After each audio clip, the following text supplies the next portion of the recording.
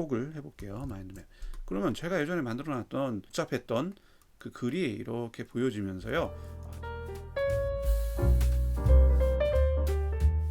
작가님들 어서오세요. 여기는 작가의 방입니다.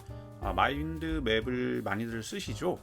글을 구상할 때 좀 더 비주얼하고 직관적으로 배치할 때 마인드맵만큼 효과적인 도구가 없다고 생각하고 저는 마인드맵을 자주 사용하고 있습니다. 그런데 안타깝게도 제 마음에 쏙 드는 마인드맵 플러그인을 아직 발견하지 못해서 그동안은 소개시켜드리지 못했는데요. 또 구독자분들 요청도 있고 저 역시 많이 아쉬워서 완벽하지는 않아도 이제는 한번 소개시켜 드려볼까 합니다. 자, 바로 시작해 보겠습니다. 사용하기 위해서 먼저 해야 할 일은 당연하게도 플러그인을 설치하는 것입니다. 자, 설정에 가셔서 서드파티 플러그인을 검색해 보면 마인드맵으로 검색을 해볼게요. 그러면은 요 가장 많이 다운로드 받은 요 마인드맵은 순수하게 요 메모를 이렇게 마인드맵 형태로 바꿔주어서 렌더링 해주는 역할밖에 하지 않아요. 실제로 우리가 마인드맵의 장점 중에 하나는 이렇게 전체를 비주얼하게 보는 것 플러스 생각의 흐름에 따라서 요 가지들을 옮겨가면서 재배치할 수 있어야 되는데 그게 불가능합니다. 그래서 저는 처음에 옵시디안을 설치했을 때 요 마인드맵을 설치하지조차 않았는데 약간 시간이 흐르다 보니까 몇 가지 더 후속 마인드맵들이 나오고 있습니다. 그 중에서 요 제가 오늘 소개해드릴 것은 이 Enhancing Mindmap이라는 겁니다. 여기 보시면 이 개발자가 마크라는 분이시고요. 그분이 또 만든 또 다른 마인드맵이 있어요. 요게 더 최신인데 요거 잠깐 먼저 보면은 요거는 기능은 더 많은데 보면은 이렇게 유료 버전입니다. 플러그인의 모든 기능을 쓰려면은 여기 그 12달러를 계산해야 되는 그런 것인데 보시면 더 기능이 많아요. 훨씬 많은데 복잡합니다. 그리고 저는 사실 12달러를 투자하고 싶은 만큼의 퀄리티는 아니라고 생각해요. 솔직히. 그래서 저는 오늘은 요 플러그인 이 지금 최신 버전보다는 더 옛날 버전이지만 조금 더 심플하고요. 그리고 무료 기능은 비슷합니다.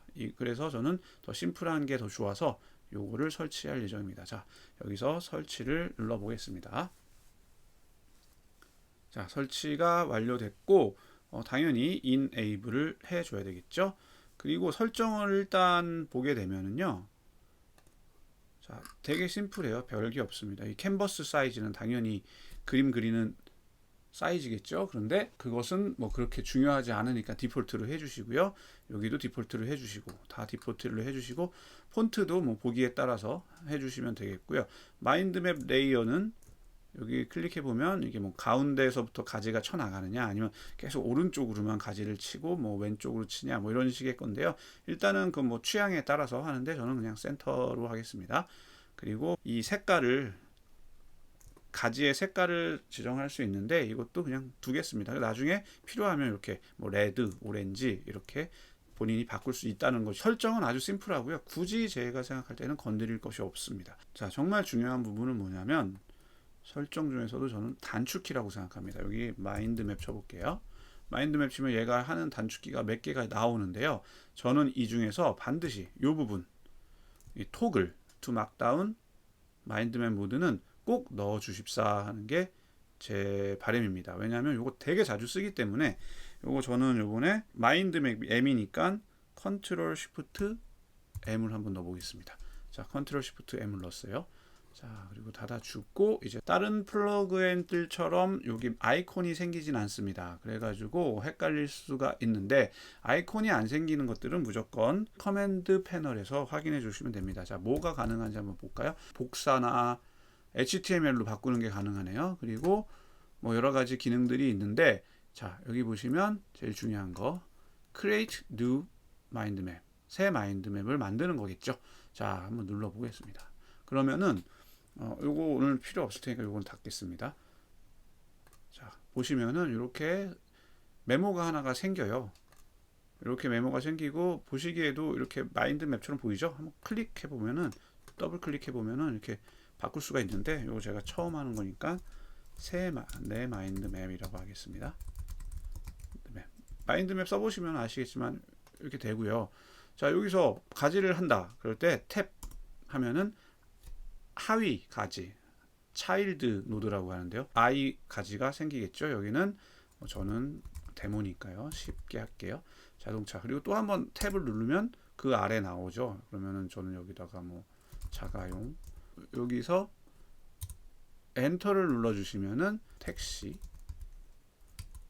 버스 이런 식으로 되고요. 또 여기서 다시 엔터를 눌러주시면 저는 옆쪽으로 들어갔네요. 여기는 뭐 비행기 할게요. 비행기. 그리고 또 탭 눌러서 제트기. 뭐 이런 식으로 계속해서 노드를 만들어 줄 수가 있습니다. 자, 이런 식으로 계속 만들어 줄 수 있고요. 자, 마인드맵의 좋은 점은 생각나는 대로 가지를 계속 확장해 나가는 것뿐만 아니라 이렇게 배치가 쉬워져야 되겠죠. 테스트를 하기 위해서 여기다가 하나 더 추가해 보겠습니다. 이제 배라고 하면 배는 또 잘못 눌렀지만 그대로 해보겠습니다. 배는 뭐 보트, 요트 이런 식으로 여러 가지 종류가 있겠죠. 자, 이제 이 정도로 했으면은 마인드맵이 어떤 때 가치가 있냐면 여기서 이렇게 이 보트라는 것은 사실 배 하위 구조다라고 생각하면 이렇게 클릭해서 드래그 해주시면 위에 넣을 거냐 아래로 넣을 거냐 하위로 넣을 것이냐라고 결정을 할 수 있게 됩니다. 그때 말을 놔주면 보트가 들어가고요. 요트는 사실은 보트의 하위가 아니고 배의 하위잖아요. 이렇게 배의 하위를 이렇게 눌러주면 이렇게 되고, 요트가 보트 위로 올라가고 싶다 그러면은 또 클릭하셔서 이렇게 옮겨주시면 이렇게 순서가 바뀔 수 있고, 비행기는 이쪽으로 가야 되겠다라고 하면 뭐 이렇게 하위로도 옮겨 놓을 수가 있겠습니다. 자, 이렇게 되는 게 이 마인드맵을 쓰는 이유 중에 하나인데, 자, 여기서 아까 키 만들었잖아요. 토글 이 뷰를 바꾼다고 했는데 그 키를 단축키를 눌러보면 이렇게 지금 마크다운 모드와 마인드맵 모드가 이렇게 단축키로 왔다 갔다 하고, 또 그거 단축키가 더 복잡하시다 싶으면 여기 눌러보시면 이렇게 있습니다. 제일 처음에 뜹니다. 마크다운 메뉴를 바꾸면은, 자, 얘가 사실은 옵시디언이 다 마크다운 기준이잖아요. 마크다운으로 보면 아까 제가 만든 마인드맵이 사실은 이런 마크다운이었어요. 자, 보시면 제일 처음에 샵 헤더, 첫 번째 헤더에는 마인드맵의 제목이 들어가고요. 자, 여기 보면 그 하위 항목이었잖아요. 하위 항목은 얘가 헤더 샵 하나였으면 얘는 둘로 가지고 그 하위 항목을 만들고, 아래부터는 리스트를 만들어 가지고 이런 구조가 되어져 있는 아웃라인을 하나 만들어 줍니다. 보시면 여기 이 부분 보시면 이 보트 비행기 아래 제트기 헬리콥터가 들어간 게 이렇게 표현됐고요. 자, 그럼 여기다가 헬리콥터 아래다가 뭐 수직 헬리콥터,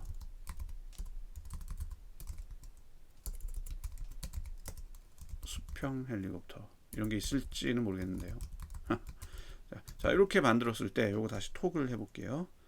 마인드맵을 보면 아까 헬리콥터 아래 보면 이렇게 수직 헬리콥터, 수평 헬리콥터 같이 이렇게 반영이 됩니다. 근데 얘는 자동차의 상위로 바꾸겠다. 그럼 이렇게 바꿔서 좀 돌려주면은 이렇게 마음대로 바꿀 수가 있게 되죠. 다시 한번 보시면 자동으로, 자, 여기도 반영이 됩니다. 자, 이런 식으로 자유롭게 마인드맵을 만들 수 있고요. 눈썰미가 좋으신 분은 보셨을 수 있겠는데, 이 플러그인을 깔고 여기 메타데이터 항목에 요 문구만 넣으면은, 마인드맵 플러그인 베이직이라는 것만 넣으면은 이렇게 기존에 있던 메모도 만들 수가 있습니다. 제가 그거는 기존에 있는 메모가 이거 한번 열어볼게요. 자, 이거 보시면 그냥 보통의 메모입니다. 마인드맵 메모가 아닌데, 아까 여기서 이 부분을 복사해서 옛날에 만들어 놨던 거라도 여기 항상, 그런데 요 메타데이터 안에 들어가야 됩니다. 여기 메타데이터 안에 제가 여기다 보기 이렇게 넣어 볼게요. 자, 이렇게 넣으면 이거는 기존에 저는 이거 토픽 노트라고 예전에 했었던 건데 토픽 노트 만들어 놓은 거거든요. 그래서 여러 가지 내용들이 쭉 있습니다. 이렇게 쭉 있는 것이어 가지고, 자, 요거를 제가 한번 톡을 해 볼게요. 마인드맵. 그러면 제가 예전에 만들어 놨던 복잡했던 그 글이 이렇게 보여지면서요. 제가 이거는 글을 쓰기 위한 거니까 뭐 서론 본론 이렇게 해놨는데, 요 내용은 본론으로 가야 돼라고 생각하면은 이렇게 옮겨주시고, 요거는 서론보다는 여기 아래 들어갔으면 좋겠다라고 하면 이렇게 하면서 글을 배치하고 구성할 수 있습니다. 좀 더 비주얼하고 직관적으로. 그래서 이걸 쓰는 것이고요. 자, 충분히 이해가 되셨을 것 같고 활용법도 그렇게 어렵지 않기 때문에 간단한데, 제가 조금 더 말씀을 드리면, 이거 저는 ZTK 방식으로 활용하는데, 이렇게 여기 보시면 노드들이 다 제가 다른 메모를 이미 만들어 놓았던 거예요. 만들어 놓았던 걸 재활용하는 거죠. 그래서 요것도 본문에 들어가야 되겠다라고 하면 이런 식으로 넣어줍니다.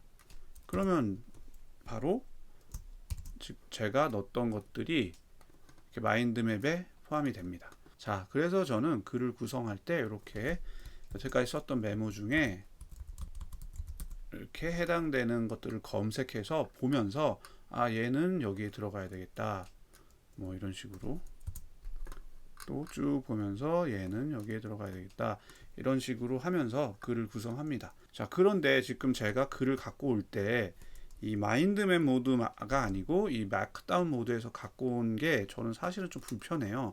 왜냐면 마인드맵 모드가 훨씬 더 직관적이기 때문에 사용하려고 하는 건데, 요것을 마인드맵 상태에서 제가 만약에 요 글을 여기다 넣고 싶다, 목차에다가 하위로 넣고 싶다라고 했을 때 넣어도 들어가지가 않습니다.